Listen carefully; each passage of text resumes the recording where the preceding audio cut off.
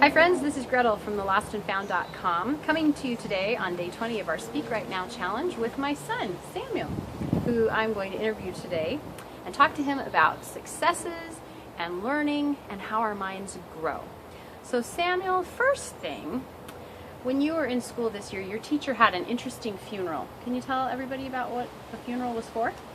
It was for bad words like, I can't, I won't succeed, I can't do this, it's too hard, and words like that. And what did you do with the words? We wrote them down on pieces of paper, put them in a paper bag, went out to the back of the school, and buried them in the dirt. Kind of a fun idea, isn't it, everybody? I loved it. I thought that was a great and creative way to get our kids to stop using those kinds of phrases. And what did she tell you to try saying instead? It might be hard, but, well, it might be hard, but I will keep trying and stuff like that. Did that help you when you came to challenges, to have that in Yes, mind? it did. So what's something this year that's been really hard that you've worked on? Mostly the computer tests that we've taken and some of the math challenges. So how did you use those hard challenges to help your brain grow? How have you worked at it and not given up? Well, how I think of it is if you figure out a problem and you have to do that hard problem again, you will be able to know the answer when you have to come to that. But a hard thing that I heard in my class What?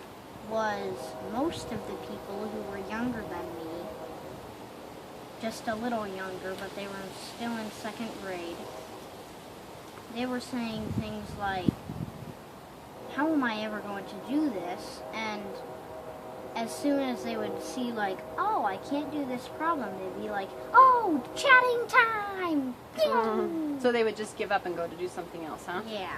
So what do you do instead? When you come to something that's hard and you don't know what to do, what do you do? What I do is I stop, think about it, look at the problem again, and then see if I can find a problem that is just lower than it on the same page or a page ahead. And then I will do that problem, and then once I get the answer, I can figure out if you went this high from that, the answer would do this.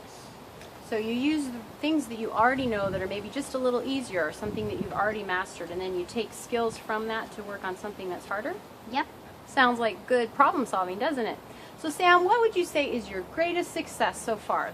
Challenges that you've tackled and you had success with them. What's your greatest success? Reading. Why do you say reading? Well, because I've been given awards for that in school. I love to do it. It's fun, it's quiet, it'll keep you busy, and you don't have to have much to do it. All you have to do is find a book that you like and start reading. And one of the things that I like to do, which a few people might not prefer, is I like to just open to the middle of the book and start reading when I find an interesting page. And that's where I start from. And then I'll go back to the beginning after I finish from the middle. And then I'll read that. Well, thanks Sam. I like hearing how your brain works and how you tackle problems. I think we all can learn from that. It's a whole mindset. There's a whole philosophy of thought called growth mindset. We'll talk more about that another time, but it's taking your failures and not being discouraged and giving up, but saying, I wonder how I can use that to learn from and do differently next time. You know, I didn't grow up thinking those kinds of thoughts, and the thoughts still replay in my mind. If I don't have complete instant success, it's really easy to get discouraged and want to give up. But I think we can learn new ways And sometimes we can learn from our kids. A lot of times we can learn from our kids. Thanks, Sam. Hopefully we'll talk again soon.